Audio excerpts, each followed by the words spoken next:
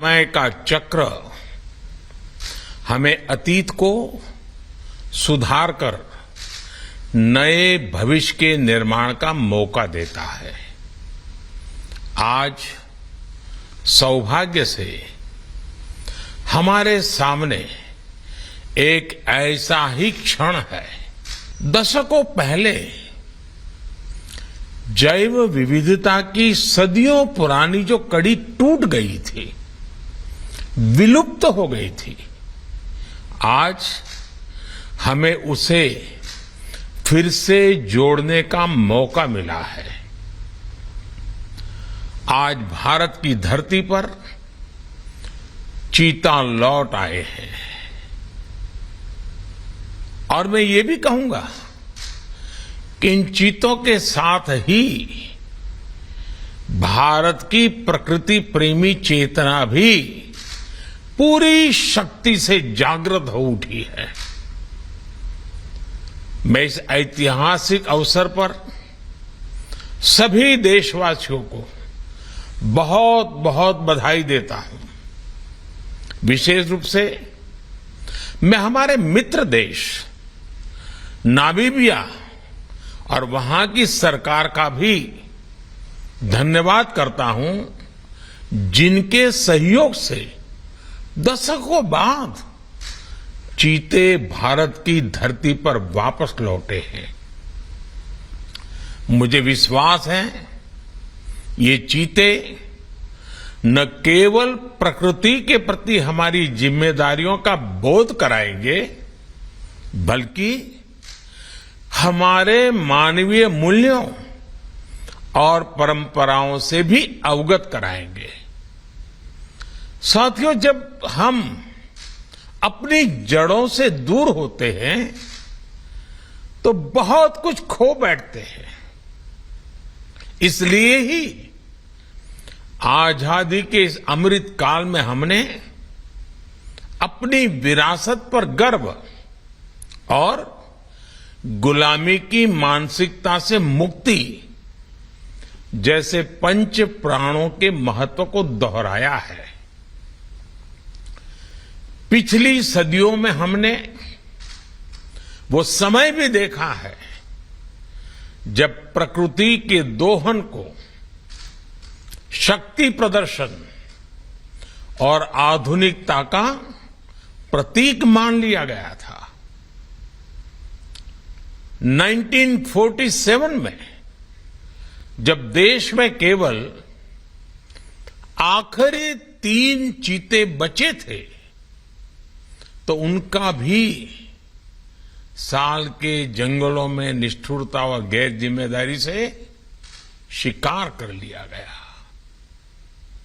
ये दुर्भाग्य रहा कि हमने 1952 में चीतों को देश से विलुप्त तो घोषित कर दिया, लेकिन उनके पुनर्वास के लिए दशकों तक कोई सार्थक प्रयास नहीं हुआ।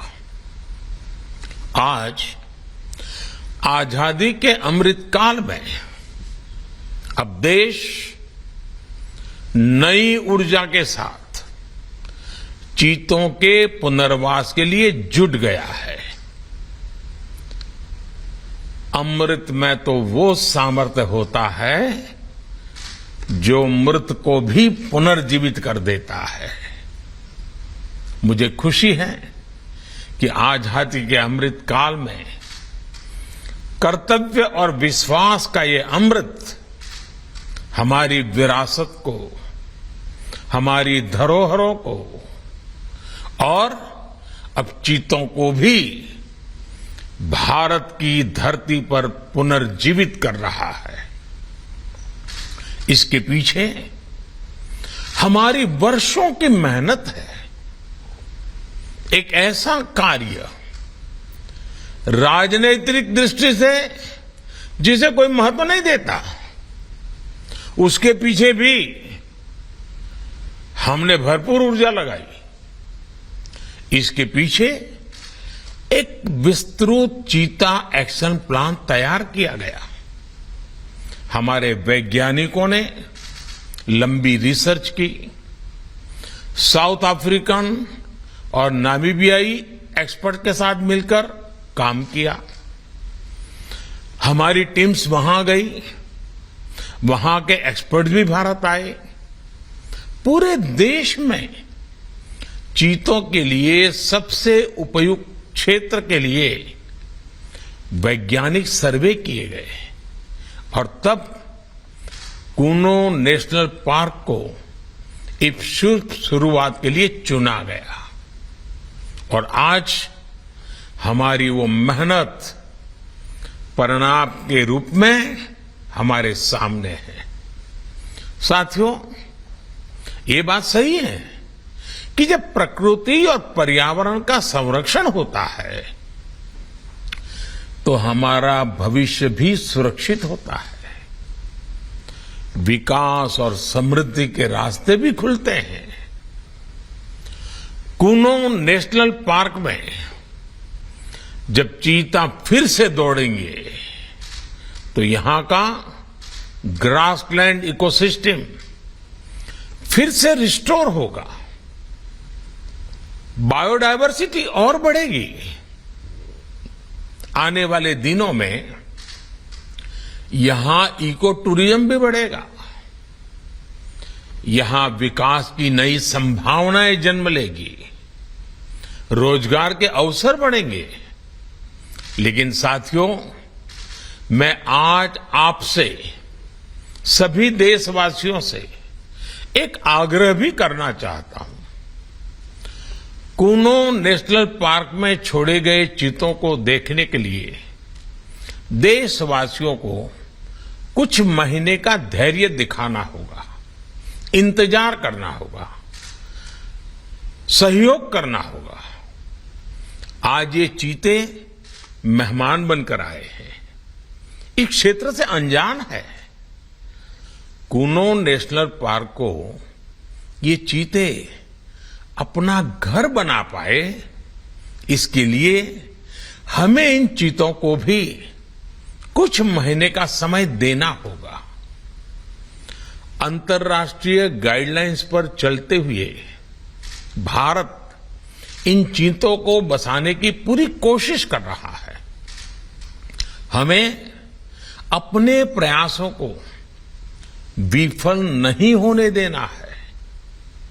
साथियों, दुनिया आज जब प्रकृति और पर्यावरण की ओर देखती है तो सस्टेनेबल डेवलपमेंट की बात करती है, लेकिन प्रकृति और पर्यावरण, पशु और पक्षी भारत के लिए एक केवल सस्टेनेबिलिटी और सिक्योरिटी के विषय ही सिर्फ है, ऐसा नहीं है।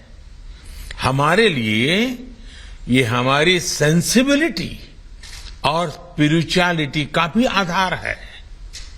हम वो लोग हैं जिनका सांस्कृतिक अस्तित्व सर्वम खलविदम ब्रह्म इस मंत्र पर टिका हुआ है।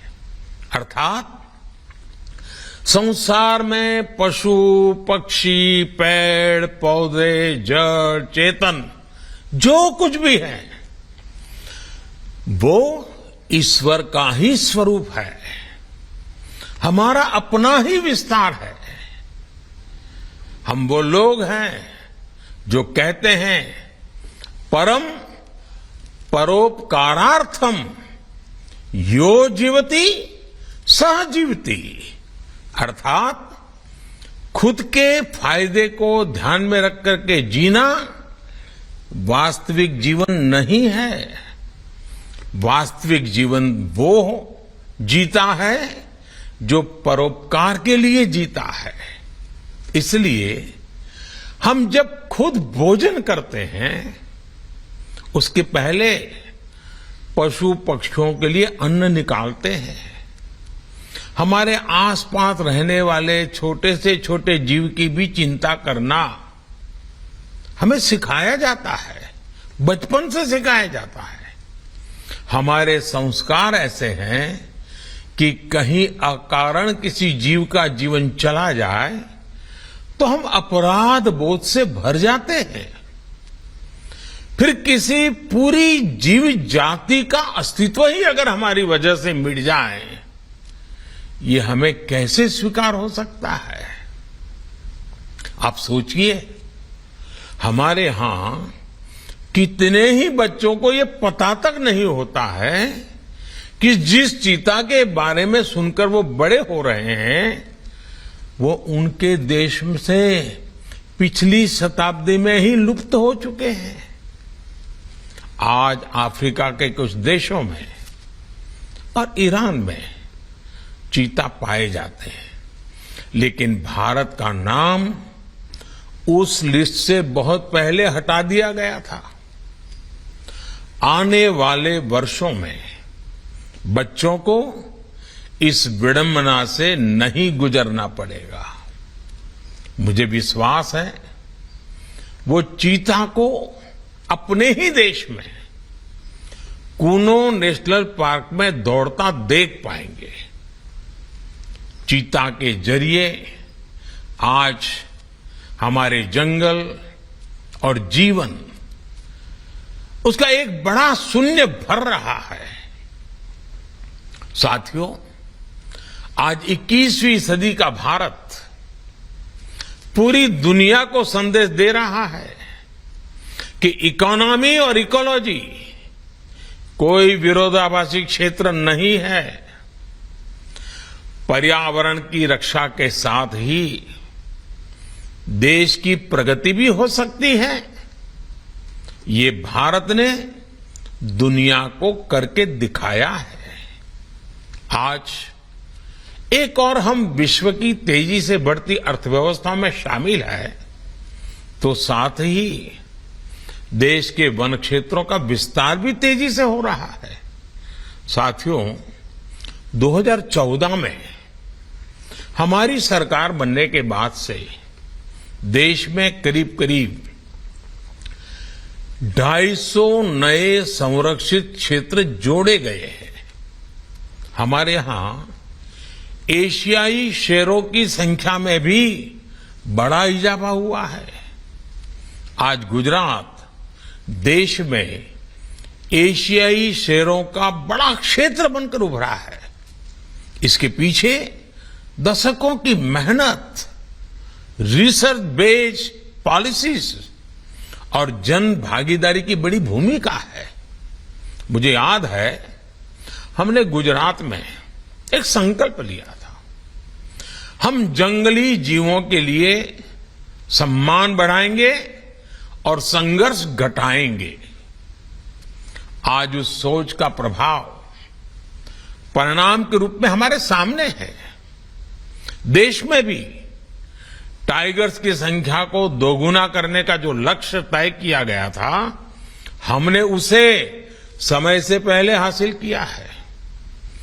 असम में एक समय एक सींग वाले गैंडों का अस्तित्व खतरे में पड़ने लगा था, लेकिन आज उनकी भी संख्या में वृद्धि हुई है।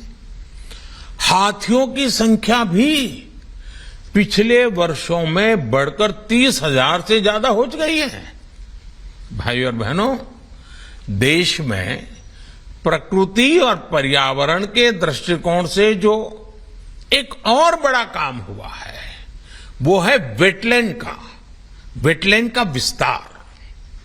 भारत ही नहीं, पूरी दुनिया में करोड़ों लोगों का जीवन और उनकी जरूरतें वेटलैंड इकोलॉजी पर निर्भर करती हैं। आज देश में 75 वेटलैंड्स को रामसर साइट्स के रूप में घोषित किया गया है, जिनमें 26 साइट्स पिछले 4 वर्षों में ही जोड़ी गई हैं। देश के इन प्रयासों का प्रभाव आने वाली सदियों तक दिखेगा और प्रगति के नए पथ प्रशस्त करेगा। साथियों, आज हमें वैश्विक समस्याओं को, समाधानों को और यहां तक कि अपने जीवन को भी होलिस्टिक वे में देखने की जरूरत है। इसलिए आज भारत ने विश्व के ये लाइफ LIFE लाइफ यानी लाइफस्टाइल फॉर द एनवायरमेंट जैसा जीवन मंत्र दिया है। आज इंटरनेशनल सोलर अलायंस जैसे प्रयासों के द्वारा भारत दुनिया को एक मंच दे रहा है, एक दृष्टि दे रहा है। इन प्रयासों की सफलता दुनिया की दिशा और भविष्य तय करेगी। इसलिए आज समय है कि हम ग्लोबल चुनौतियों को दुनिया की नहीं, अपनी व्यक्तिगत चुनौती भी माने। हमारे जीवन में एक छोटा सा बदलाव पूरी पृथ्वी के भविष्य के लिए एक आधार बन सकता है। मुझे विश्वास है भारत के प्रयास और परंपराएं इस दिशा में पूरी मानवता का पथ प्रदर्शन करेगी, बेहतर विश्व के सपने को ताकत देगी। इसी विश्वास के साथ आप सभी को इस मूल्यवान समय पर, ऐतिहासिक समय पर बहुत बहुत धन्यवाद देता हूं, बहुत बहुत बधाई देता हूं।